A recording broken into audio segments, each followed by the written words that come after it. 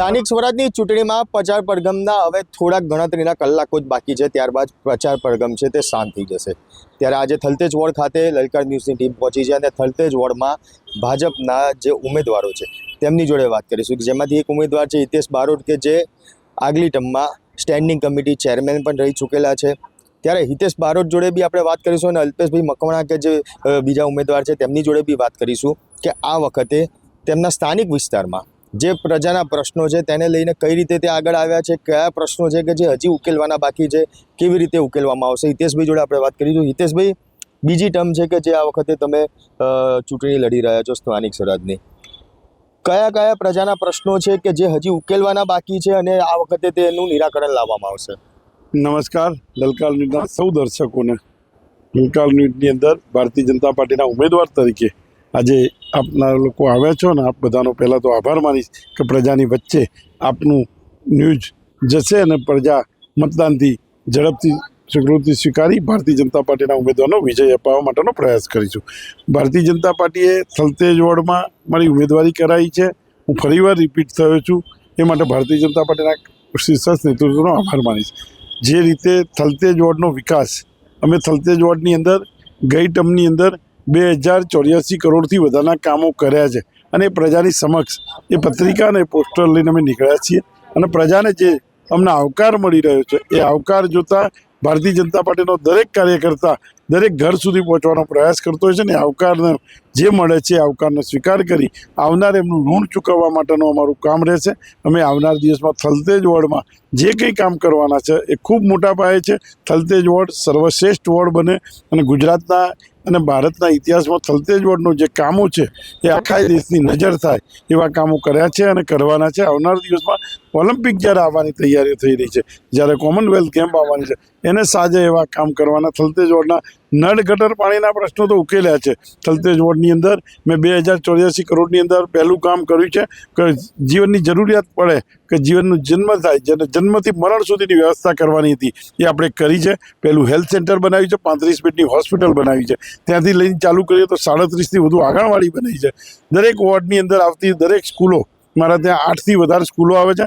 2 સ્કૂલો હમણાં 2 મહિના પહેલાં જ આવી અને 6 સ્કૂલો જે હતી એનું બધામાં આખી સ્માર્ટ સ્કૂલ તરીકે ડેવલપ કરવા આવી છે। 2 સ્કૂલો નવી બનાવી છે અને બધી સ્કૂલોની અંદર બાળકોનો અભ્યાસ 8 ધોરણ સુધી થાય છે। ઇંગ્લિશ મીડિયમની સ્કૂલ છે। થલતેજ વોર્ડની સ્કૂલની અંદર વેટિંગ ચાલે છે એડમિશન માટે, કોર્પોરેશનની સ્કૂલમાં એડમિશન માટે વેટિંગ ચાલતું હોય એવું કદાચ અમદાવાદના મહાનગરના ઇતિહાસમાં ખૂબ પ્રથમ વખત બનતું છે।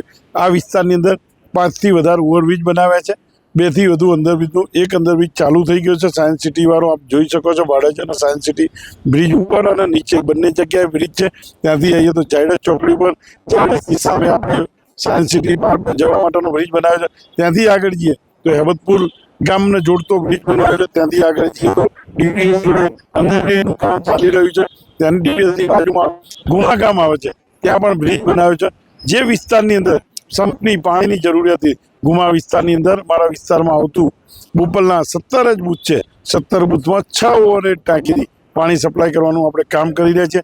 એ જ રીતે સિલજ નવું ભરેલું હતું એને પણ નર્મદાનું પાણી પહોંચાડવા માટે એક સબ સ્ટેશન બનાવ્યું, સંપ બનાવી દીધો છે અને સંપમાંથી સિલજના રિંગ રોડનો આ બાજુનો ભાગ પણ અત્યારે નર્મદાનું નીર અને હેબતપુર ગામ સુધી નર્મદાનું નીર પહોંચાડ્યું છે। બીજા સંપનું કામ સિલજના કેનાલ રોડ ઉપર ચાલી રહ્યું છે। ત્યાંથી આગળ આવે તો ભાડજનું પણ આપણે પમ્પિંગ સ્ટેશન ચાલુઆત કરી દીધી છે અને નર્મદાનું નીર દરેક ઘર સુધી પહોંચાડવાનો પ્રયાસ કર્યો છે। એ જ રીતે સ્પોર્ટ કોમ્પ્લેક્સ બનાવ્યું છે। આવનાર દિવસમાં નવું પણ સ્પોર્ટ કોમ્પ્લેક્સ બનવાનું છે। 125 કરોડથી વધારના ખર્ચે 170 કરોડનો કુલ ખર્ચો છે। એમાંથી 10 કિલોમીટરનો એરિયા થલતેજ વોર્ડમાં આવે છે અને આખી ગોતાગોધાવી કેનાલ બંધ કવર કરવામાં આવી છે। જે વર્ષો જૂની કેનાલ હતી, પાણી જતું હતું જેને વરસાદી, એ કેનાલને પણ આપણે બંધ કરવામાં આવી છે। જે વિસ્તારને જે જરૂરિયાત લાગી એ કામ કરે છે। 104થી વધુ સોસાયટીની અંદર આપણે આરસીસી રોડનું પેવર બ્લોકનું કામ કર્યું છે। 70-20-10માં વ્હાઇટ ટોપિંગ રોડ તો ગુરુકુળ એરિયા આખો વ્હાઇટ ટોપિંગ રોડથી કવર કરવામાં આવ્યો છે। ગુરુકુળ રોડની અત્યારે 3 ગલી બાકી છે, એના પણ ખાતમુહૂર્ત થઈ ગયેલા છે। અત્યારે સ્ટર્લિંગ રોડ ઉપર કામ ચાલી રહ્યું છે। દરેક સોસાયટી સુધી આરસીસી રોડ પહોંચાડવાનું કામ કર્યું છે। વિસ્તારની અંદર સૌથી વધુ આરસીસી રોડનું કામ કરે છે. બોપલ ગુમા હોય તો ત્યાં પણ સોસાયટીની અંદર 70-20-10ની અંદર આપણે કામ કર્યા છે. સ્ટર્લિંગ પાર્ક છે, મોટામાં મોટો વિસ્તાર છે, ત્યાં પણ આપણે 70-20-10ની અંદર આરસીસી રોડના કામ કરી રહ્યા છીએ. અને આવનાર દિવસની અંદર જ્યારે થલતેજની હાલ કોઈ એવી ડિમાન્ડ નથી આવતી કે અમારે આ જોઈએ છે, પણ આપણે આપણી જાતે આ નવા કામો ઊભા કરવા અને કરાવવા. થલતેજ વોર્ડના 6 તલાવો આપણે ડેવલપ કરી રહ્યા છીએ. આ થલતેજથી આગળ જઈએ તો સિલજનું તલાવ ખૂબ મોટું 3 લાખ ચોરસ મીટરનું તલાવ હતું, એને પણ રીડેવલપ કર્યું છે. ત્યાં ગાર્ડન બનાવ્યું છે, ત્યાં મુક્તિધામ બનાવ્યું છે. એટલે મેં આપણે કીધું કે જન્મથી લઈને મરણની વ્યવસ્થા તો મુક્તિધામ 17.5 કરોડના ખર્ચે બનાવ્યું છે. એટલે દરેક કામ સુધી પહોંચવાનો પ્રયાસ કર્યો છે. આ કામના આધારે ભારતીય જનતા પાર્ટી અમને ઉમેદવાર બનાવ્યા છે અને ભારતીય જનતા પાર્ટીના લોકો આ વિસ્તારના ખાડીને ઘર સુધી જઈ અમદાવાદની જનતાને, થલતેજની જનતા માટે મતદાન કરવાની અપીલ કરી રહ્યા છે.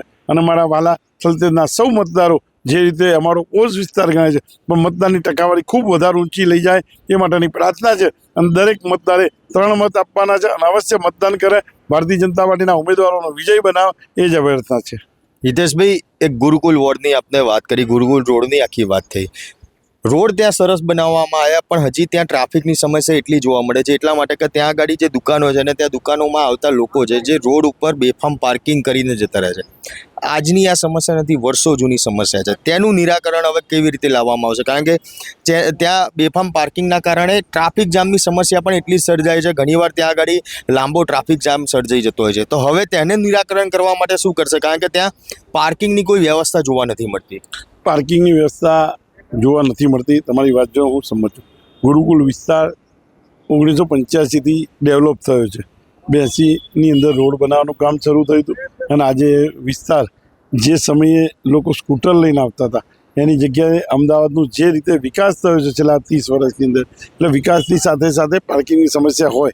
ત્યાં જૂનું ટીપી હતું, ત્યાં પાર્કિંગના પ્લોટો અત્યારે અવેલેબલ મળે ત્યાં આપણે પાર્કિંગના પ્લોટો હોતી પાર્કિંગની વ્યવસ્થા આપણે ઊભી કરીએ છીએ. જેવી રીતે આપણે જોયા છે ઘણા પાર્કિંગ શહેરમાં બનાવ્યા, પણ પાર્કિંગનો ઉપયોગ આપણી અમદાવાદની જનતા ખૂબ ઓછો કરતી હોય છે અને જ્યાં ત્યાં આડેધડ પાર્કિંગ કરતી હોય છે. પણ ત્યાં આપણે જે રોડની સાઈડમાં જે શક્ય બને એટલો પાર્કિંગની વ્યવસ્થા આપણે ઊભી કરવાનો પ્રયાસ કરી રહ્યા છીએ. પણ અવેરનેસ પબ્લિક માટે લાવવી પડે કે આપણે દુકાનની અંદર ખરીદી કરવા જઈએ તો આપણું વ્હીકલ આપણી જાતે સરખી જગ્યાએ પાર્ક કરવું જોઈએ.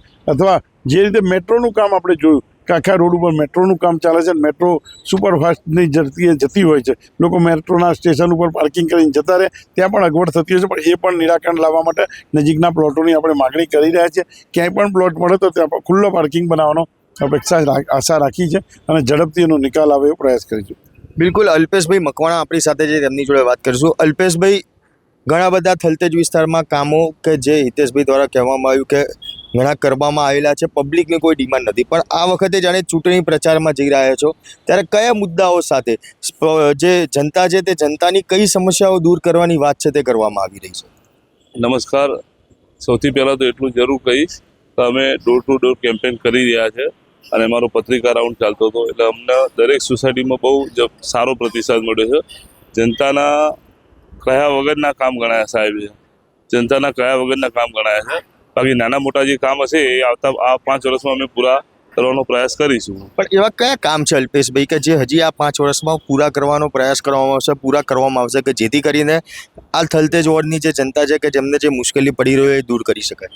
એમાં કેવું છે કે નાના મોટા ડ્રેનેજની લાઈન નખાઈ હોય, નર્મદાની લાઈન નખાઈ હોય, તો એ નાના મોટા રોડ રસ્તાનું જે ખોદકામ થયું હોય તો એની જે પ્રોબ્લેમ હોય તો એ અમે સોલ્વ કરવાનો પ્રયાસ કરીશું. બિલકુલ. હિતેશભાઈ, એક ખૂબ મહત્વનો સવાલ કહી શકાય. થલતેજ ગામ છે, થલતેજ ગામની આજુબાજુ ઘણી જગ્યાએ જોવા એવું મળેલું છે કે રાતના સમયે ખાનગી રીતે બી ક્યાંક નશાયુક્ત પદાર્થોનું વેચાણ થઈ રહ્યું છે. તેને રોકવા માટે એક કોર્પોરેટર તરીકે તમારી જવાબદારીમાં આવે, એને રોકવા માટે હવે કઈ રીતે આગામી પગલાં ભરવામાં આવશે? થલતેજ વિસ્તારની અંદર આપણે જે કહ્યું કે અહીંયા અસામાજિક તત્વો દ્વારા આ જે કરવામાં આવે, અમારી જાગૃત નાગરિક તરીકેની ફરજ છે અને અમે એનો ટ્રાય કરીએ છીએ. 112નો ઉપયોગ કરીએ છીએ, 100 નંબર પોલીસને બોલાવી છે અને ગુજરાતની અંદર આ નશાયુક્ત શાસન ગુજરાતની સરકાર ચલાવી ના શકે. કોઈ પણ નશાબંધી છે અને જ્યાં સુધી તકલીફ જ્યારે પણ પબ્લિકનું ધ્યાન દોરવામાં આવે છે ત્યારે એ વસ્તુને આપણે દૂર કરવાનો પ્રયાસ કરતા હોય છે. પણ આખો વિસ્તાર જે રીતે ડેવલપ થઈ રહ્યો છે ને 24 કલાક દુકાનો ચાલુ રહી છે, આ શહેરની અંદરથી જે સિસ્ટમ બનાવવી પડે એ સિસ્ટમમાં કોર્પોરેશનનો જ્યાં કાળ સહયોગ કરશે એ કોર્પોરેશન કરશે અને પોલીસ જોડે સહયોગથી આ વસ્તુ આપણે ડામી શકીએ છીએ. કોર્પોરેશનની ચૂંટણીમાં આ વિષયનું ધ્યાનમાં લેવું એના કરતાં આ છે આખો વિષય ગુજરાત સરકાર જોડે આપણે હેન્ડલિંગ કરીશું. ગુજરાત સરકાર ભારતીય જનતા પાર્ટીની છે અને આપણા હોમ મિનિસ્ટર એક નશાયુક્ત મુક્ત કરવા માટેનો પ્રયાસ કરી રહ્યા છે. આપણા વિસ્તારના મુખ્યમંત્રી જ આપણા ત્યાંના હોય, જ્યારે વિસ્તાર ગુજરાત તો નશા મુક્ત છે, દારૂબંધીવાળો વિસ્તાર છે અને જેટલો બનતો હોય એટલો કડક પ્રયોગ કરી અને વધુને વધુ પ્રયત્ન કરી રોકવાનો પ્રયાસ કરીશું. તો બિલકુલ આ હતા હિતેશ બારોટ અને અલ્પેશ મકવાણા થલતેજ વોર્ડમાંથી, કે જેમનું કહેવું છે કે અનેક કામ, કારણ કે હિતેશભાઈની બીજી ટર્મ છે અને પહેલી ટર્મમાં જ્યારે સ્ટેન્ડિંગ કમિટી ચેરમેન પણ રહી ચૂક્યા છે ત્યારે આ વિસ્તારમાં અનેક કામો કરવામાં આવ્યા છે. હજી પણ આગામી સમયમાં જે ક્યાંય નાના મોટા કામ જનતાને જે સમસ્યા જે કહી શકાય, જે જનતા માટે ખૂબ જરૂરી કામ કહી શકાય તેવા કામ જે બાકી હશે તે કરવામાં આવશે. ત્યારે જે પ્રમાણે હિતેશભાઈનું કહેવું છે કે જે કામો થલતેજના વિકાસ માટે કરવામાં આવેલા છે તેને લઈને તમારું શું માનવું છે તે કોમેન્ટ બોક્સમાં જરૂરથી જણાવજો. સાથે જ અમારા વિડીયોને લાઇક, શેર અને ચેનલને સબસ્ક્રાઈબ કરવાનું ભૂલશો નહીં.